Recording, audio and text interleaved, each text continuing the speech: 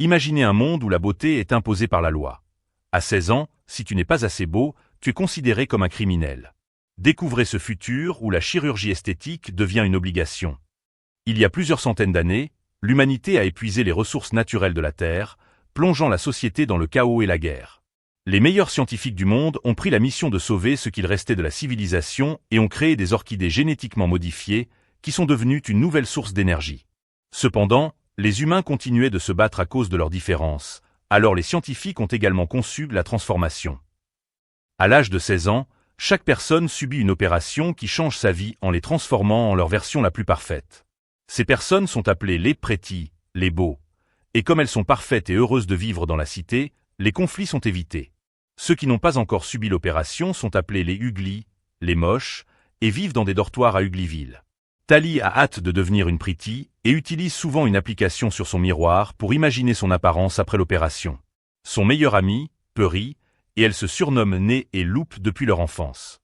Parfois, ils vont sur le pont pendant le couvre-feu et utilisent des lunettes spéciales pour observer les jolis qui font la fête dans la cité. Tali aura 16 ans dans 3 mois, mais Purry est plus âgé et il subira son opération dès demain. Ils ont des cicatrices assorties sur leurs mains et se promettent de demander au médecin de ne pas les effacer lorsqu'ils deviendront pretty. À ce moment-là, un drone de patrouille passe, alors ils retournent en courant à leur dortoir. Le lendemain, pendant l'assemblée, Tali entend des élèves parler de « la fumée », un lieu caché en dehors de la cité dirigé par un certain David. Il semble que beaucoup de gens fuient la cité pour s'y réfugier, mais la plupart des élèves pensent que ce n'est qu'un mythe. À cet instant, un hologramme du gouverneur Cable apparaît pour prononcer un discours sur l'importance d'être beau et parfait. Ensuite, tous ceux qui ont eu 16 ans sont appelés, et Tali dit au revoir à Purry en lui demandant de la retrouver sur le pont dans un mois. Le soir, Tali regarde les feux d'artifice au-dessus de la cité et se souvient du jour où elle a rencontré Purry. Ses parents ultérieurement de la déposer au dortoir, et Purry se trouvèrent derrière elle dans le dossier. Ils se sont échangés des surnoms et sont rapidement devenus meilleurs amis. Un jour, Purry s'est accidentellement coupé la main en prenant une tablette des mains de Tali. Alors elle s'est fait la même cicatrice en apparence de promesse d'amitié éternelle. Les jours passent, et Tali suit sa routine, aller en cours et se regarder dans le miroir. Elle vérifie souvent son anneau connecté, mais il n'y a aucun message de Purry. Après un mois, Tali utilise son anneau pour pirater la fenêtre et la laisse derrière elle, car il contient un traceur. Elle se faufile dehors et arrive au pont, mais Purry n'est pas là. Inquiète, elle utilise une corde pour grimper sur le pont et avancer dangereusement en dessous jusqu'à atteindre la cité. Elle se cache parmi les plantes, mais lorsqu'un fêtard laisse tomber un masque, Tali le ramasse et le met. Ce masque projette un hologramme sur son corps, lui donnant l'apparence d'une robe élégante. Tali peut maintenant entrer dans la fête, où elle est émerveillée par toutes les décorations. Finalement, elle trouve Purry, qui a totalement changé d'apparence et ne la reconnaît pas. Tali enlève son masque et lui demande pourquoi il n'est pas venu au pont. Purry explique que les choses ont changé et qu'il ne sait plus comment se connecter avec elle. Tali est bouleversée et réalise à quel point il a vraiment changé lorsqu'elle remarque que sa cicatrice a disparu. À cet instant, le système de sécurité détecte sa présence et Tali doit fuir les gardes qui arrivent. Bloquée sur un balcon, elle vole une veste de saut en chute libre et saute. La chute est longue, mais la veste amortit son atterrissage, la déposant doucement à proximité. Tali s'échappe de la cité en passant à nouveau sous le pont. En marchant, elle fait tomber une pierre dans l'eau, ce qui alerte un drone qui s'approche pour l'arrêter. Soudain, son camarade Shai apparaît et fait monter Tali sur son hoverboard pour fuir. Le drone les poursuit, mais Shai conduit rapidement et parvient à le semer en faisant des virages audacieux dans les bois. Pour la remerciement, Tali vole des snacks dans la cuisine. Les deux filles se lient en partageant leurs expériences et en parlant de la difficulté d'être laissées derrière quand leurs amis deviennent pretty avant elles. Elles découvrent qu'elles ont le même anniversaire et se réjouissent d'avoir une amie avec qui devenir pretty. Le lendemain, Shai apporte un deuxième overboard et essaie d'apprendre à Tali comment l'utiliser, mais elle tombe immédiatement. À l'école, Tali est choquée de voir des filles rendre un livre à Shai, car ces objets n'existent plus. Les filles sont impressionnées par la description du livre sur la survie dans la nature et se demandent si c'est ainsi que la fumée est. Tali emprunte le livre pendant que les filles la trouvent cool pour sa cascade de la nuit dernière, ce qui la met en colère, car elle pense que Shai a tout raconté. Elle craint qu'on ne la punisse en lui refusant l'opération, mais Shai la rassure. Le système veut que tout le monde devienne pretty. Au fil des jours, Tali a allumé le livre tout en continuant à rêver de l'opération. Shai lui apprend toujours à piloter l'overboard, et en échange, Tali pirate son anneau pour de la nourriture supplémentaire. Tali montre également à Shai ses designs de pretty sur l'application, mais Shai n'a pas de compte. En réalité, Shai n'est pas du tout enthousiaste à propos de l'opération. Finalement, Tali maîtrise l'overbord, et les filles s'amusent sur des rampes folles. Quand Tali rend le livre à Shai, elle lui confie qu'elle aimerait visiter cette belle nature. Shai mentionne alors que ne pas subir l'opération ne serait pas si terrible, mais Tali trouve cette idée insensée. Soudain, Shai parle de la fumée et emmène Tali à la lisière des bois. Elles laissent leurs anneaux sur des branches et traversent la frontière en survolant la rivière avec leur overboard. Elles arrivent aux ruines d'une ancienne ville, où Shai montre à Tali des objets anciens comme des montagnes russes. Ensuite, Shai emmène Tali dans un bâtiment abandonné et lui révèle la vérité. La fumée est réelle, et David arrivera bientôt. Shai refuse de subir l'opération et prévoit de partir ce soir. Elle veut que Tali l'accompagne, mais celle-ci refuse, affirmant qu'elle ne veut pas être libre. Elle veut être jolie. Une Shai contrariée donne à Tali des indications pour rejoindre The Smoke si elle change d'avis un jour, puis elle l'embrasse avant de partir sur son overboard, suivant la fumée du feu de camp de David dans un autre bâtiment. Le lendemain, c'est l'anniversaire de Tali. Elle se rend à la clinique pour subir l'opération, mais on appelle tout le monde sauf elle. Finalement, un garde vient la chercher et l'emmène en aéronef voir le docteur Cable, qui lui explique que Shai est portée disparue. Tali prétend ne rien savoir, mais Cable analyse ses signes vitaux sur un écran et voit qu'elle ment. Cable affirme que Shai est en danger, car David l'a manipulée et il est connu pour retenir des gens contre leur volonté. Lorsque Tali insiste sur son ignorance, Cable la renvoie dans son dortoir sans lui faire subir l'opération. Cette nuit-là, Tali entend du bruit et découvre avec surprise que Peri apparaît à sa fenêtre.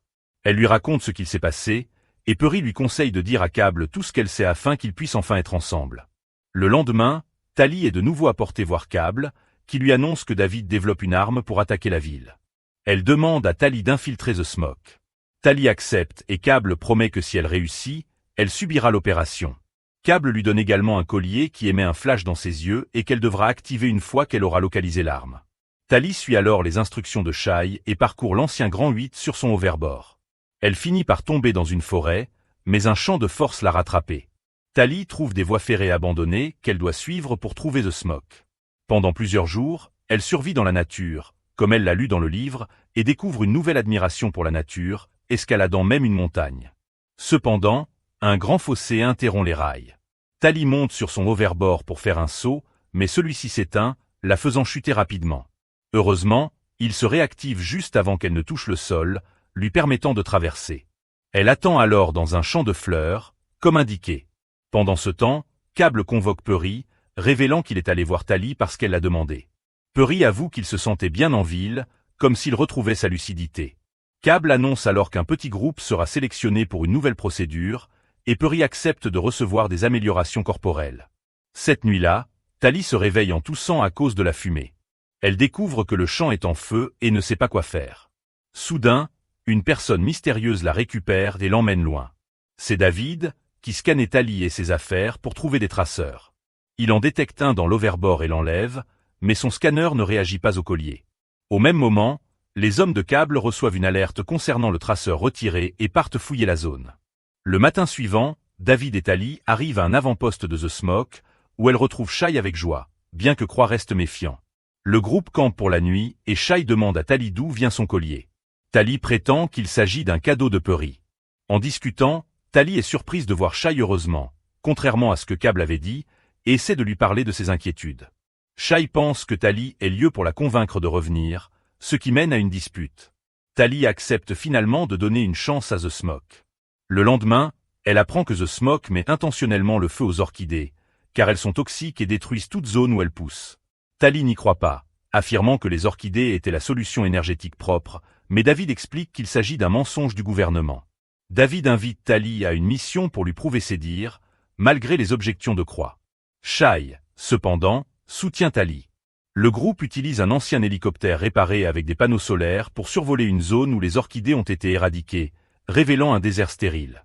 Avec un lance-flamme, Shai brûle autant d'orchidées que possible. Mais un signal sur la tablette de Croix annonce l'arrivée des scouts ennemis. David baisse l'hélicoptère pour se cacher dans la fumée, mais le mouvement fait glisser la corde qui retient Shai, et elle tombe. Tandis que les éclaireurs approchent, Tali attache un sac au bout de la corde pour l'alourdir, puis descend pour sauver Shai. L'hélicoptère commence à perdre de l'altitude, mais Tali retrouve Shai parmi les flammes. Lorsqu'un scout s'approche, Tali utilise le sac enflammé pour le repousser. Les filles attrapent la corde et l'hélicoptère décolle juste avant qu'un scout puisse les atteindre.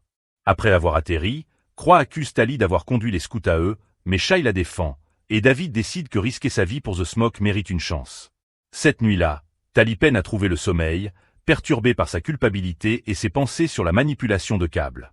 En sortant se promener, elle aperçoit David se baigner dans une rivière, mais retourne discrètement dans sa tente, gênée. Le lendemain, Tali est aveuglée et emportée au cœur de The Smoke, où elle découvre une communauté prospère vivante en harmonie avec la nature. La vie y est plus difficile qu'en ville, mais elle remarque que la nourriture cultivée a meilleur goût. Ici, il n'y a ni argent ni hiérarchie, tout se partage ou se troque. Les rails des anciens trains sont recyclés pour fabriquer des outils, mais aucune arme, car les membres de The Smoke sont pacifistes. Tali commence à s'intégrer. Elle utilise des outils pour aider à recycler les rails, goûte des plats épicés pour la première fois et participe à des danses autour du feu. Plus tard, David lui apprend à utiliser une arbalète. Bien qu'elle ait du mal au début, elle finit par toucher la cible. Lors d'une promenade, David lui confie qu'il n'a jamais vu la ville, ayant grandi dans la nature avec sa famille. Tali, surprenée, réalise à quel point elle connaît peu ses propres parents.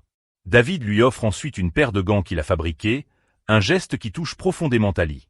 Plus tard, Shai, remarquant les gants, prévient Tali que ce cadeau est très symbolique et qu'elle devrait arrêter de jouer avec les sentiments de David.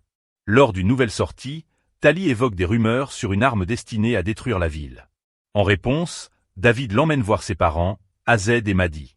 Azed et Madi, anciens chirurgiens esthétiques du gouvernement, ont découvert que les modifications physiques des opérations Pretty étaient une couverture pour altérer le cerveau des gens, les rendant dociles et heureux, mais au prix de leur libre arbitre. Ils ont fui la ville après que Cable a volé leurs recherches. Bien qu'ils aient recréé une base de sérum pour contrer les effets de l'opération, il manque d'un composant synthétique clé pour finaliser un remède. Cette révélation bouleverse Tali, qui décide de jeter son collier dans le feu, suggère de rester avec The Smoke. Elle essaie de confesser ses fautes à David, mais il insiste sur le fait qu'elle est une nouvelle personne. Ils échangent un baiser. Cependant, le collier brûlé émet un signal, alertant la ville. Le lendemain, des aéronefs de la ville attaquent The Smoke. Les éclaireurs, plus rapides et plus forts que les rebelles, capturent rapidement les membres de la communauté, y compris Shai. Tali et David se cachent, mais lorsqu'ils voient Azed et Madi arrêtés, ils tentent d'intervenir. Cable révèle alors que Tali a travaillé pour elle, provoquant la haine des rebelles envers Tali. Dans la confusion, Madi cache le sérum dans la poche de David. Cable ordonne de capturer tout le monde pour les opérer, mais Tali déclenche un incendie dans une remise, créant une diversion. Elle s'échappe avec une arbalète et sauve David d'un scout. Les rebelles restants rassemblent des fournitures pour un plan de sauvetage.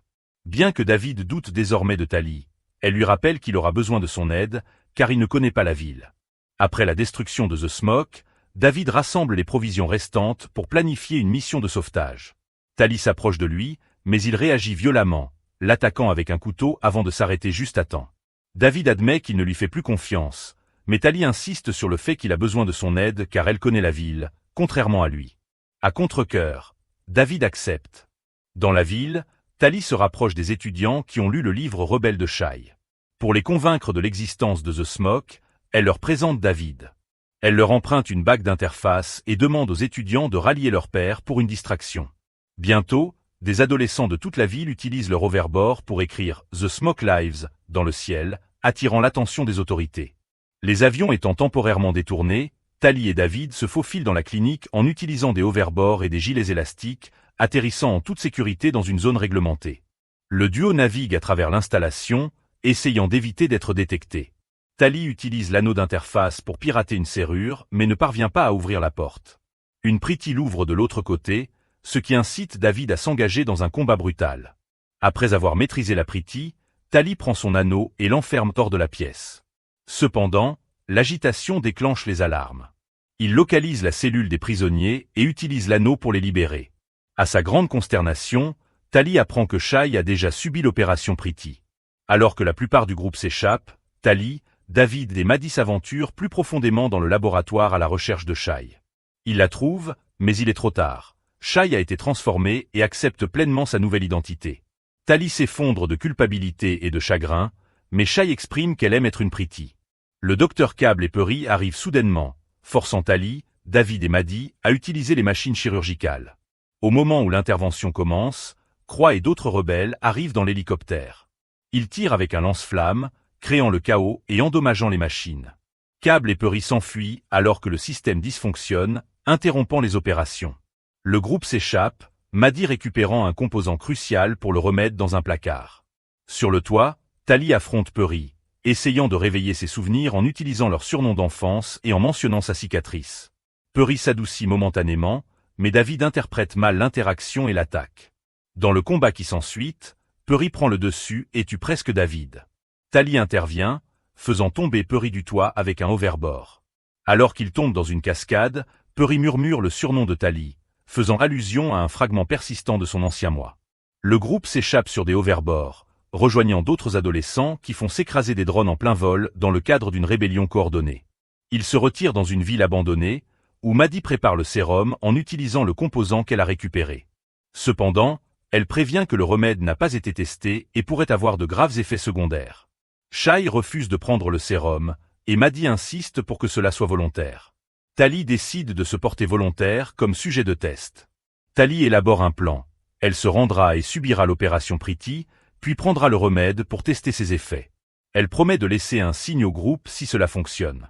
Alors que les avions approchent, Tali dit un au revoir sincère au groupe et se laisse capturer par les éclaireurs. Dans la scène finale du film, Tali est montrée en train de vivre comme la parfaite Pretty dans un appartement luxueux. Elle fait semblant d'être heureuse, mais la caméra s'attarde sur la cicatrice sur sa main, un signe subtil que sa véritable identité reste intacte. Tali est désormais une espionne au sein du système, prête à se battre de l'intérieur.